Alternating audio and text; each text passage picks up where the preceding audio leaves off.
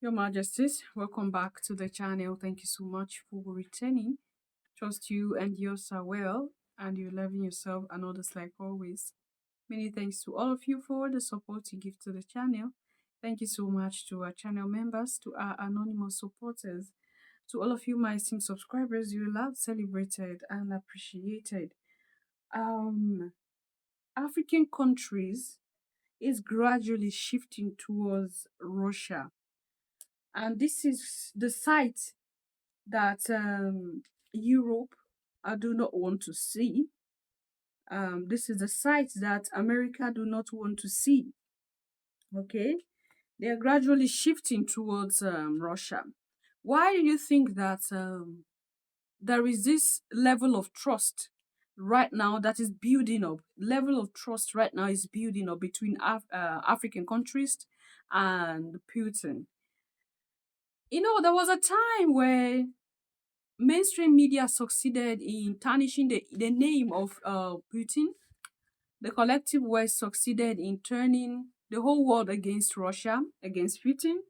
So they made us believe that Putin is the evil, Putin is the problem, Putin is a bad guy. Oh, Putin is unaliving innocent people in Ukraine. Putin is doing this. And then they made Zelensky look like he is the one suffering, he and his people, not knowing that Zelensky was part of their plan. Your Majesties, Zelensky was part of their plan.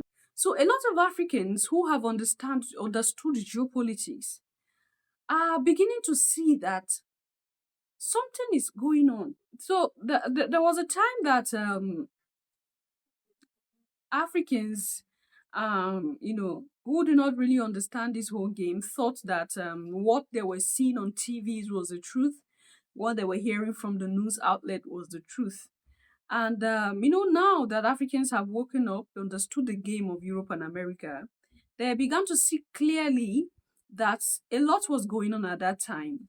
And the one that they told the world was innocent was the one that was not innocent. Or the one that they told the world was bad was actually not the bad one.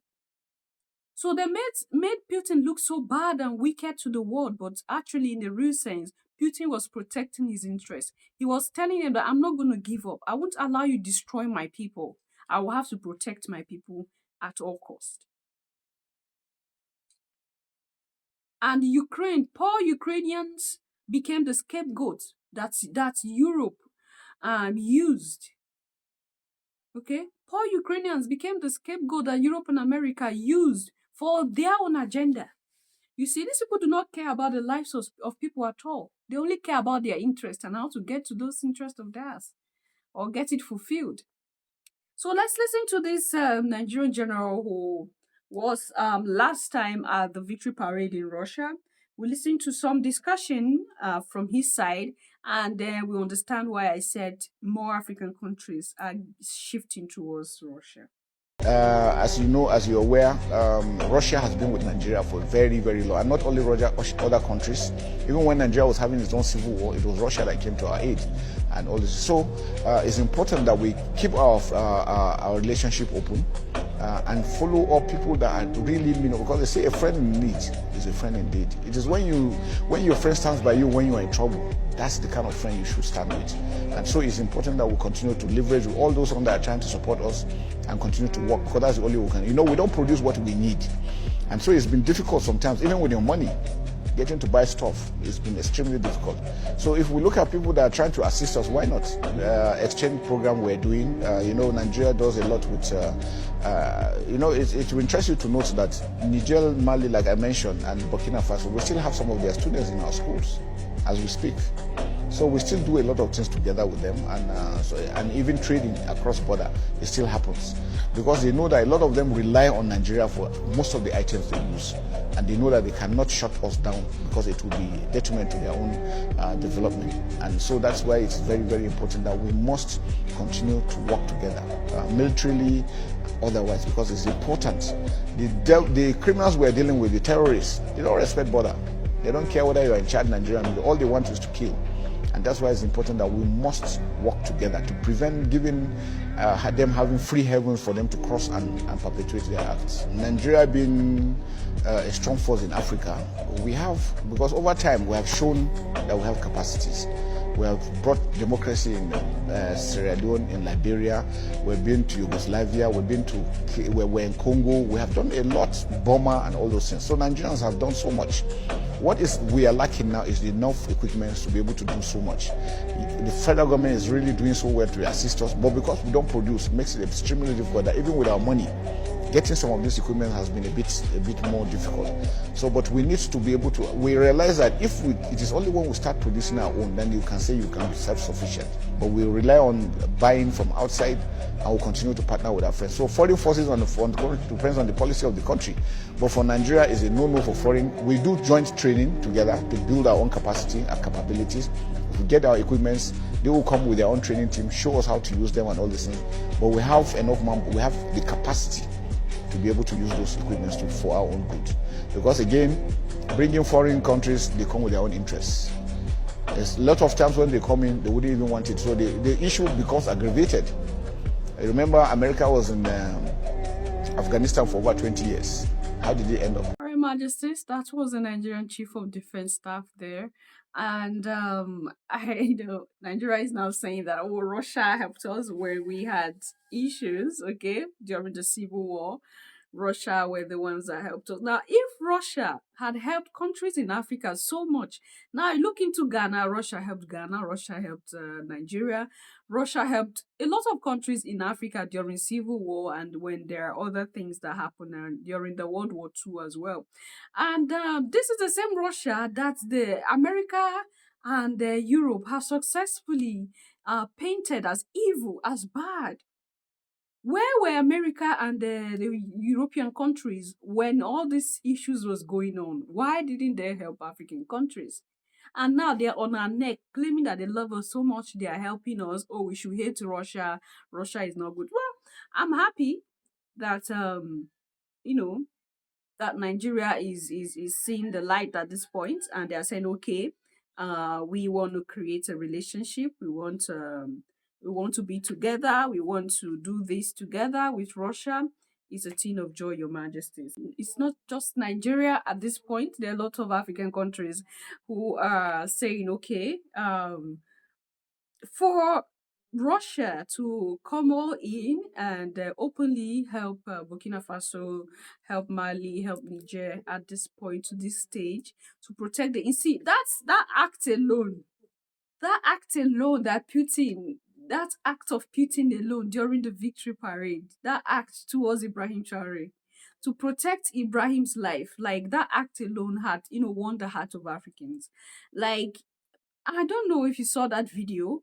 You saw how those fighter jets were protecting the plane that Ibrahim was in. Like, they came in and escorted Ibrahim from Ouagadougou to Russia and back.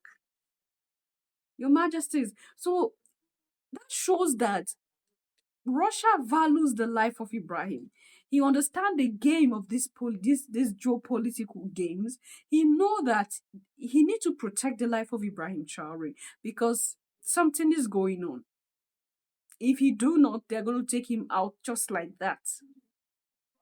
So Africans are grateful that Russia would have the interest of one of their own.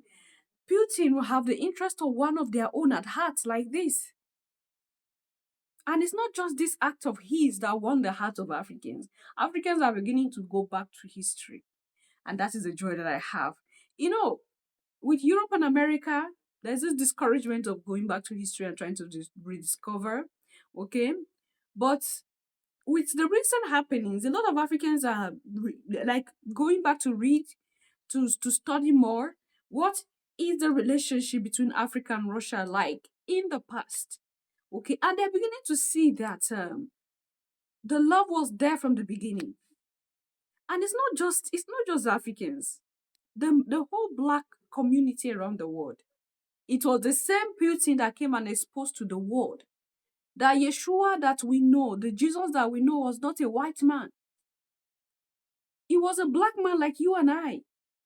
And Europe and America hid, they destroyed those paintings, but Russia had those paintings in their archives.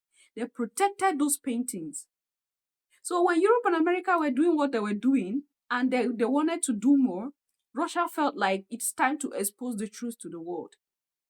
That the Yeshua that the world knows about was never a white man with a blonde hair and blue eyes, but a black man. That exposure of Russia alone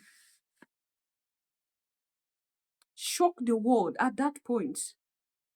You all were aware. I think I brought some of that information here. Russia, Putin opened the archives and showed the world that the power that these white people think that they have so much, and they tell you, oh, the Jesus is white, or the powerful people are our type of people. It is devil that is black. Why should devil be black all the time? Where did they see devil and they know that devil is a black man? This question begin to run in the minds of a lot of Africans. And that expression, that gesture of Putin alone opened the eyes of a lot of people. For those who want to open their eyes, a lot of Africans, their eyes are still closed. Blind love for Europe and America, the same people that are destroying us. Anyway, what do you think about this situation of African countries beginning to, shifting towards Russia for maybe advice, for collaboration, and the rest of them? I'm going to see you in my next one. Until then, love yourself, love others. Stay safe, stay positive. Always your majesties. Bye for now.